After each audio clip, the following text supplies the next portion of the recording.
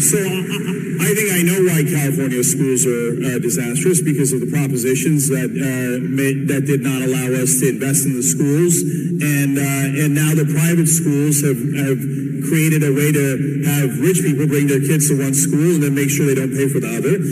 But I want to follow up on what you said, because look, on the Statue of Liberty it says, "Give me your tired, your poor, your masses, etc." And so when the Irish were first coming in, they were dirt poor. They were escaping a famine. The Italians dirt poor. The Jews dirt poor. Under your logic, would we not have kept them out? Well, no, because this is a situational. Before you applaud too vigorously, I can win you. Listen, it's a situational decision. So when we had the largest wave up until recently of immigration into this country at the beginning of the last century, that was the industrialization period in this country. So who manned the factories? Who made the shoes? Who wove the textiles? Immigrants did. There was a massive need for labor, and we responded by importing huge amounts of labor. We did until 1924, in which case Americans, including recent naturalized immigrants, looked around and was like, you know what? We've had a lot of change. Change creates volatility in your society. We had a lot of drama, the progressive movement, the Wobblies. We had a lot going on in this country. People were like, you know, we're shutting it down. And we shut it down from 1924 to 1965, not because we're racist, but because we made the decision. Now what we're looking at, and this is what drives me maybe craziest, is a landscape totally transformed by technology, by automation. This is not secret knowledge. Look it up. One of the reasons that people are so powerless, they felt they had to vote for Donald Trump, is because the value of labor is in steep decline. Immigration's part of it. Technology, I would argue, is probably even a bigger part of it. Huge sectors of the entire economy are about to be replaced by machines. This will mean massive internal displacement of workers who have even less power than they do now. Into that, you're throwing a huge number of new people. And my only question is, okay, what are they going to do in a world where a lot of the jobs now occupied by people will be occupied by machines? And the answer I get is, shut up, racist. Okay, fine. That's not actually an answer. And we have an obligation, I think, if those in my business, try to convince people or whatever, to raise the question. And I can't get anybody on either side to take it seriously at all. And that's when I begin to conclude that they're totally reckless. They don't know what they're doing, almost any of them. They're lying about it. And they're wrecking the country, because that is a very obvious chain of events that's going to take place. And nobody says it. So Tucker there outlined, I think he made some great points, but in response to Cenk's question, which was, you know what, the Irish came, the Italians came, the Jews came, the Chinese were here, all these other immigrant populations came legally back, and what Tucker said, that was during the part of the Industrial Revolution. We needed to import labor. We absolutely had to. And they were the ones that were doing those jobs, along with Americans at that time. But we didn't have enough in the American workforce that were already here prior to that immigration wave. So, of course, we needed it at that time. Now, they're just coming. And as Tucker said, automation, machines, being replaced, people being replaced. And then on top of that, you're bringing unskilled workforce on top of the unskilled workforce that already exists here. So that's going to create massive displacement, massive problems, and bring down wages considerably. Okay, it has nothing to do with being racist or a bigot or anything like that. It's just in terms of looking at the sheer numbers, looking at value of labor. And value of labor will decrease if there's more labor around to decrease those wages. Let's see what Cenk's response is in response.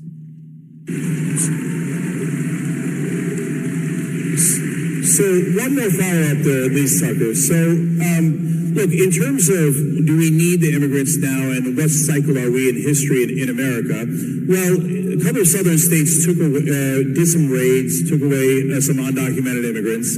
and then they panicked because nobody came and took the jobs, whether it was farming or warehouses and factories, etc. And so then they had to change the law and say, okay, never mind, they can come back in. So that happened a couple of years ago, and we've seen that. So obviously, and there's actually a great number of examples of that in the country, obviously there is some need for those workers. So when I see those Latin American workers that have come in, I see the same faces as the Irish and the Italians and the Jews and all the others that came in very poor, but that made this country much, much richer in the end. And so Tucker, when you say the word demographics, I think that is what makes people go, what does that mean? And so I genuinely want to ask you about that.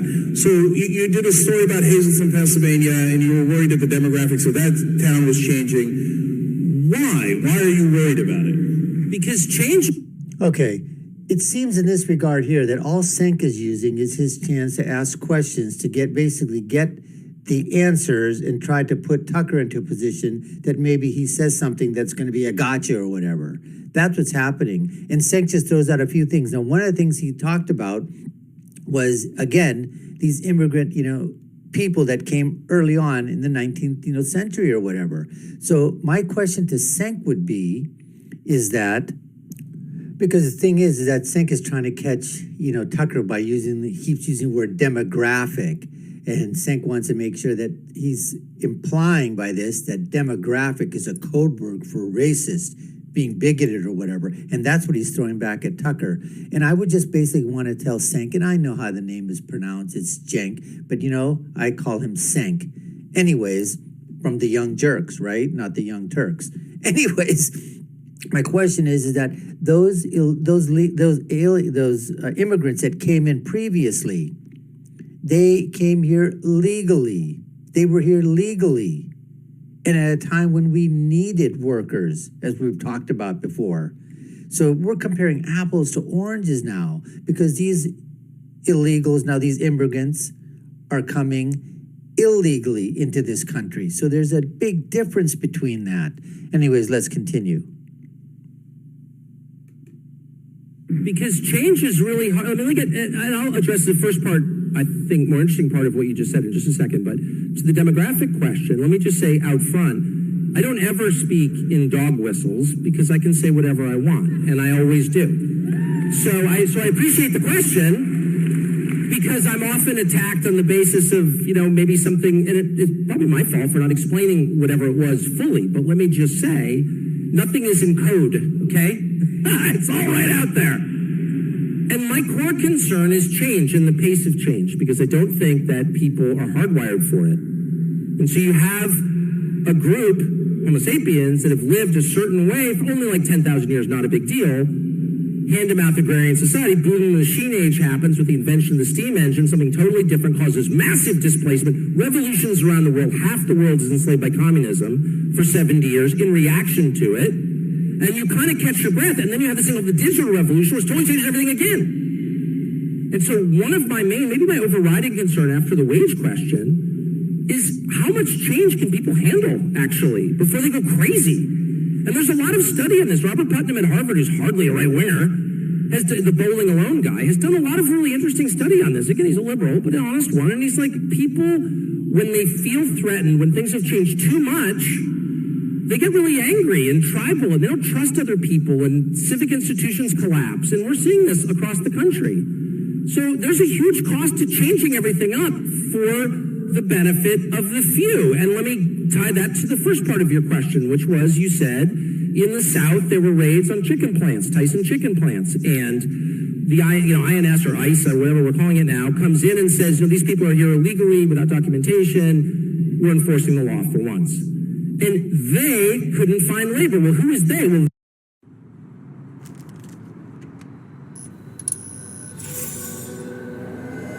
they is the chicken plants. They is the... That's what I want to stop at. That's what Cenk didn't talk about, right? Oh, they couldn't replace the jobs. They couldn't do it.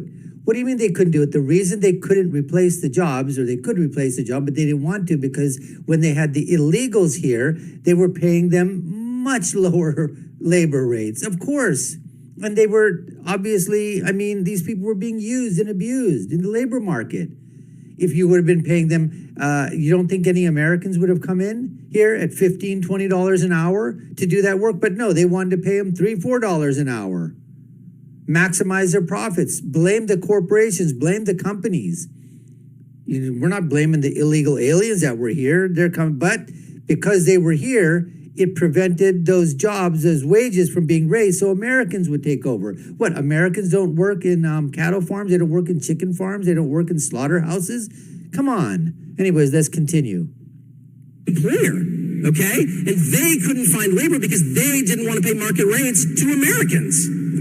So basically what they're saying is, even though we're in the United States, we're a company in the United States. And by the way, you can say this of Amazon and Walmart for sure, and McDonald's and lots of other big corporations that the right has defended for many years, unfortunately, and now the left defends, bizarrely.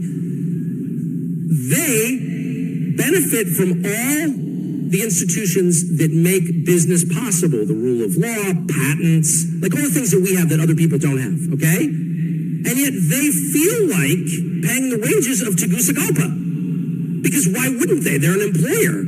What bothers me is that no one ever calls them out on it. So like you often hear people say, well, who's going to pick the lettuce or whatever? And I'm not slagging lettuce pickers. I respect anybody who works with his hands in the sun, of course. But it's not about the picker. It's about his employer. So lettuce might cost, $4 a head. Okay. Well, an iPhone costs $1,000 because actually things have costs because they have value, because labor has value. Absolutely. So I guess my question is, when did liberals all become libertarian economists who are lecturing me about the market and how one thing we can't do is get in the way of employers finding the cheapest possible labor? What? When did you start defending this? And the answer, of course, is that big companies figured out the game. And they're like, for a very small price, we can buy the allegiance of the Democratic Party. All we have to do is fund their nonprofits, which they do, but more importantly, make a series of totally hollow symbolic gestures, like here's some new bathrooms, I'm for Black Lives Matter, leave me alone. And they have totally convinced your average college student that they're the cutting edge of the progressive movement. And so you see this really weird thing that always blows my mind. You go into an Apple store, and shamefully, I own Apple products, and you'll walk in and there'll be like some highly educated, kid with 2 degrees from impressive schools with a nose ring, standing in this kind of sad, spare retail space wearing a matching uniform, thinking he's part of the revolution. And I'm like, dude, you're working for the richest man in the world. Like, you're just a cog in a machine. You're a tool, actually. And he's like, no, I'm not. I'm picking up, whatever. But I always think, the level of delusion that they've pulled off convincing the left, don't criticize suicides at Foxconn factories because, hey, we got you on the dumb social issues that don't mean anything. And they fall for it. It's hilarious. Yeah. All right. So just going to wrap this up here right now is that I don't think, again, if you're talking about in terms of anybody winning because of a gotcha or this or that, I don't think so. Obviously, Tucker had dominated that in terms of minutes spoken, but that's because Cenk was using his time to try to put Tucker into a position where he may say something like, again, Cenk could say, a gotcha moment. Oh, there it is. I knew you were a racist. I knew you were a bigot. And Tucker wasn't going there. He just calmly, methodically, basically said, look, it's the big corporations. They're the ones, okay, that are doing this thing. They're the ones that are fooling everybody. They're the ones that are fooling these rich, white, liberal, elitist, kids, thinking that they're companies that they work for, or companies that they represent, or these huge mega corporations, just because they're on you with some of the social justice issues, and they're just doing it to get your vote, get your sympathy, say, yeah, we can do it. And all of a sudden you're thinking, I'm doing a great job. This corporation's doing a great job. Because like you said, they made some extra bathrooms, or because they said, you know what, women can work in positions just as much as men can do, or we're going to pay women the same amount of money, we're going to pay women more. They make some type of virtue signaling, and everything is fine. And then guess what? Everything else that's going up on the bottom, slave labor wages and those kind of things, and hiring illegals, and don't worry about the American citizens in this regard. Oh, who cares about that?